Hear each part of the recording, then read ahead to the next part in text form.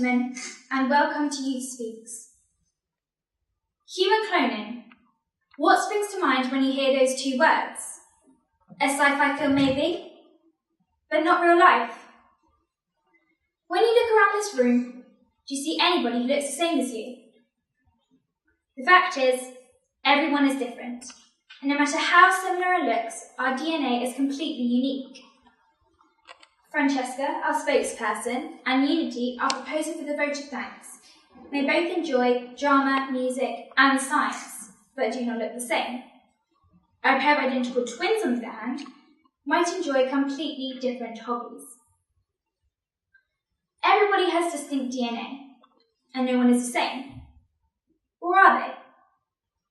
We all feel very strongly about this subject. We feel it is an extremely controversial topic that has so many potential outcomes and fatal flaws. Because of ethical and religious beliefs, the argument on human cloning has become a worldwide issue. The fight for and against it continues to be contentious. We will be discussing how little of the subject has been publicised and how it may be used in ways you might not expect. Many of you will believe that Dolly the sheep, who was cloned in the 1990s, was the first animal to be cloned. But she wasn't. There was a sea urchin that was cloned over a century ago in 1885. Maybe because Dolly is a mammal, her successful cloning seemed to open the Pandora's box of the potential for human cloning, especially when a scientific breakthrough occurred in 2004 when a team of South Korean and American scientists successfully cloned some human tissue. We, as people, are much divided on the issue of human cloning. Because science has advanced so quickly, we all have very mixed views about this cloning process. And the question still remains, should we clone humans? You can't play God, some of us say. Others see it as an incredible breakthrough in medical science. Many are still waiting to see how the pros and cons of human cloning play out before they take a firm stance on the issue. Cloning, and especially human cloning, could make or break our society if it is carried out. Cures for millions. What could go wrong? There are health risks due to poor cloning success rates. Clones have a 95% problem rate in miscarriage, debilitating conditions, and deformities. Human cloning could lead to the loss of gene diversity. When gene diversity is lost, natural gene mutations, which help a species survive a new virus, are lost. A new virus could effectively wipe out entire groups of clones. Thank you, Francesca, for that intriguing speech and the interesting answer about the advantages and drawbacks of human cloning. It certainly made me realise how important it is not to get carried away with one side of the argument or the other.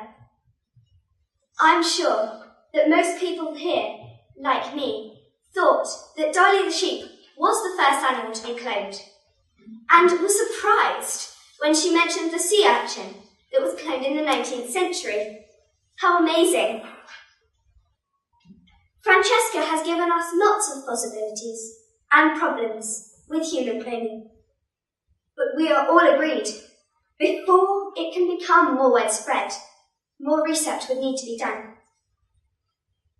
My thanks goes again to Francesca for putting together a compelling case on a very hard subject. I would now please ask you to join me in a round of applause for Francesca.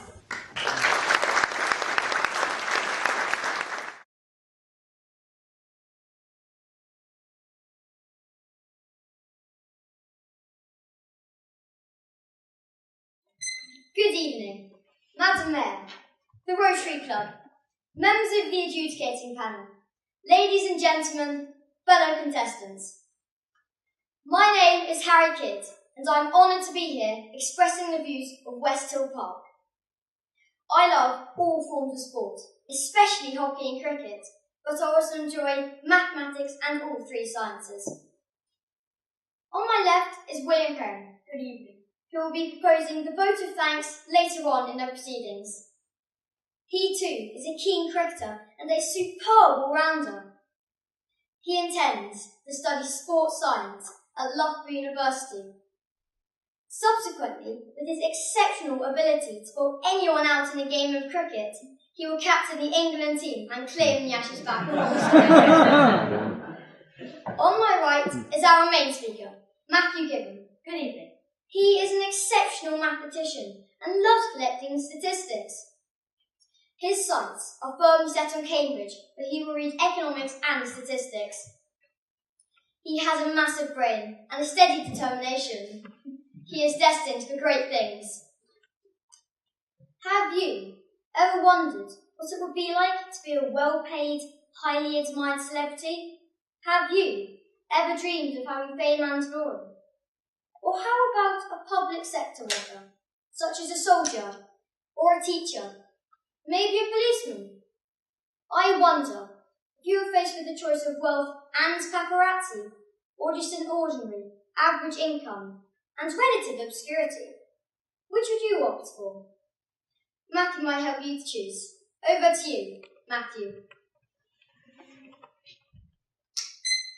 Thank you, Harry. Good evening, everyone. Why is everybody so obsessed? Money can't buy us happiness. These words are from Jessie J's Price Tag, an up-tempo, feel-good track.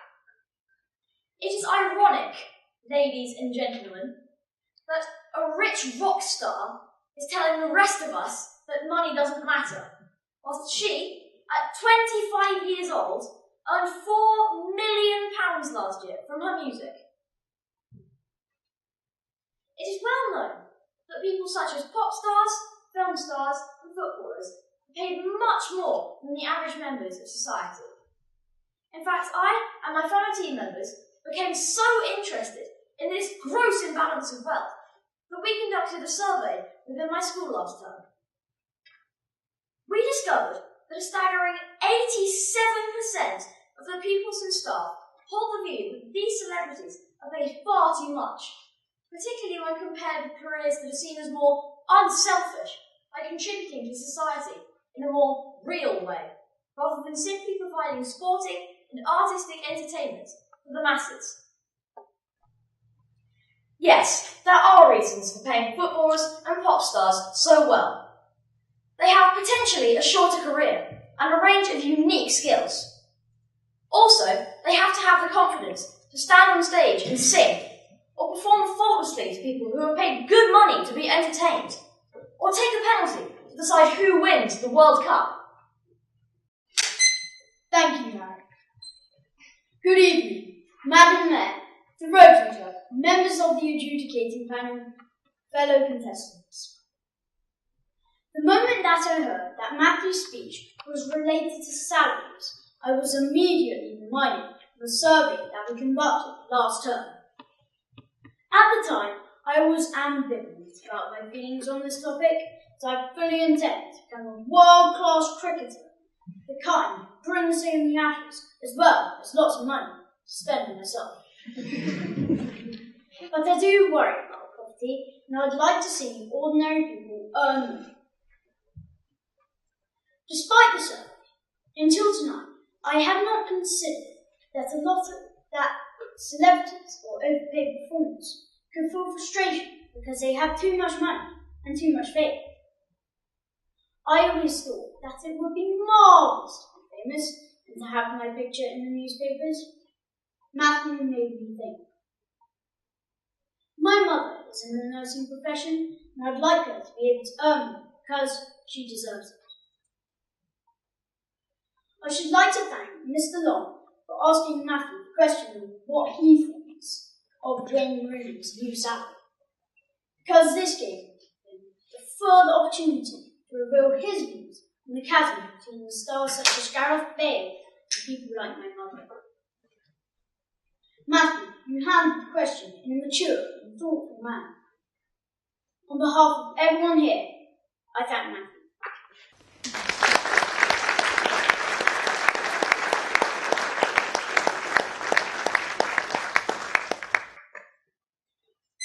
Thank you, William.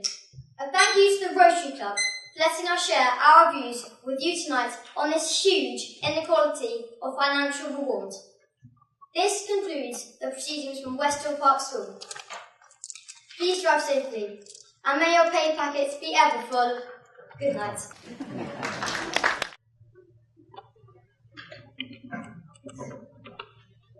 Good evening, ladies and gentlemen. My name is Rachel Tapp, and I will be your chairperson for this evening. Today, we will be talking to you about the pressures and expectations that are put upon children online and socially. I personally had pressure put on me during my Year 6 SATs test. I found that I was pushed and pressured to revise and study more than I usually would. In fact, most of the class were getting stressed, tired and upset over it. Anyway, I'd now like to welcome Deborah O'Driscoll-Payton, who will be our main speaker today. As she is a bit older than Aoife and I, she's had more experience dealing with different types of pressures, such as making life choices and studying for exams. However, there is another type of pressure that she might be going through, such as trying to impress people by wearing makeup or acting in an uncomfortable way. However, Deborah disagrees with this, so now I'd like to hand over to her. Thank you, Rachel.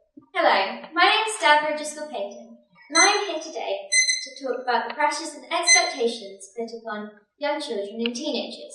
Now, I'm not talking about the kind of thing that makes you pressured when you're trying to prepare for a big test, like Rachel said, or the expectations to make decisions about the future.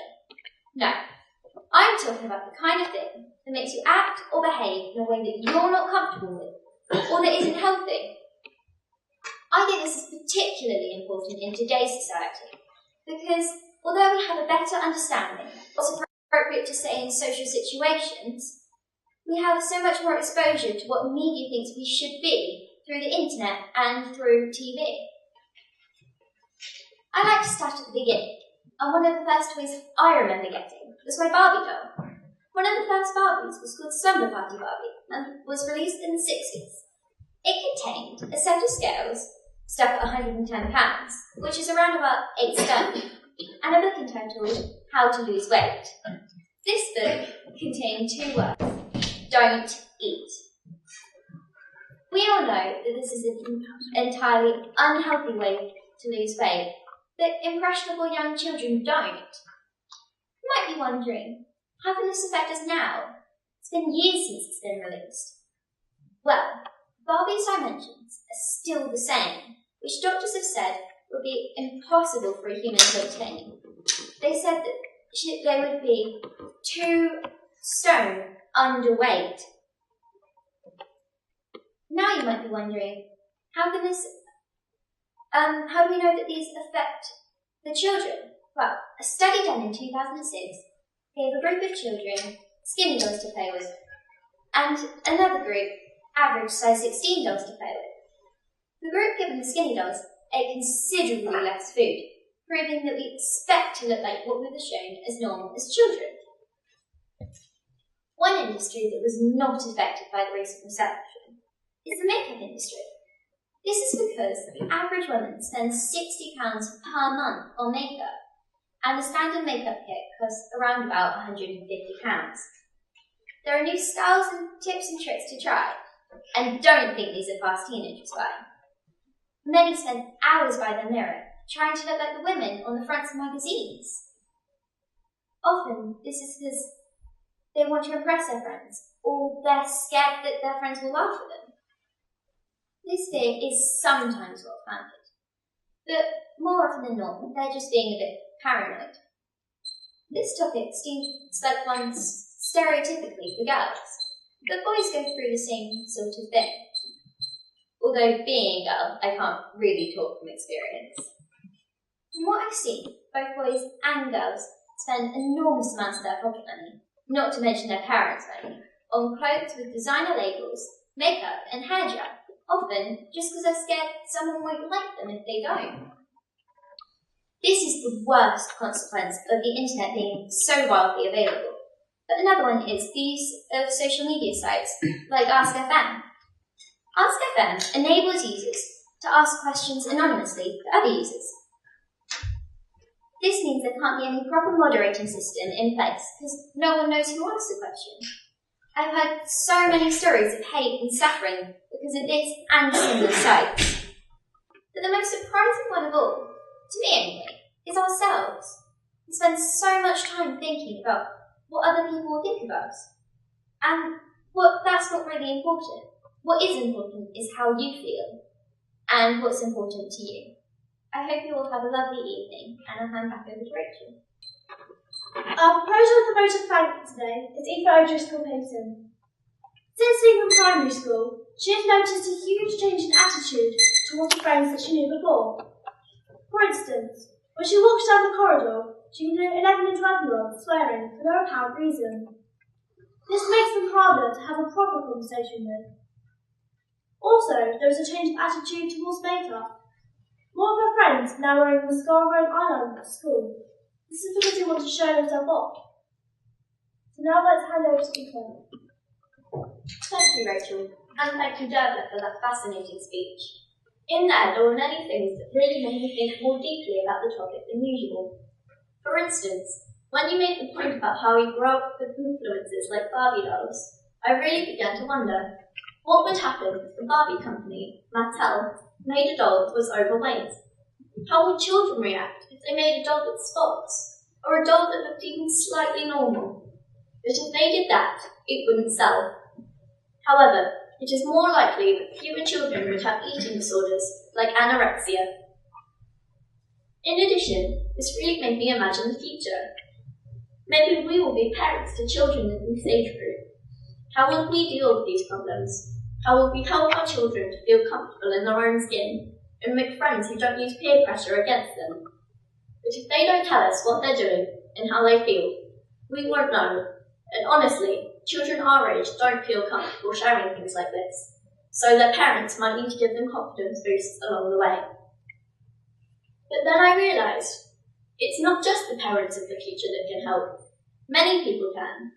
The Barbie company, Mattel, can stop making super skinny dolls. Technology can evolve to deal with cyberbullying on sites like Ask.fm and fake identities. And teachers and other responsible adults can look out for swearing and slurs, and they can eventually be removed from our language. I think these things will be really helpful and highly benefit the children of the future. I hope Dervla has helped you to learn something about the pressures which are put upon young children and teenagers in social situations. So can you join me in applause to her and her wonderful speech?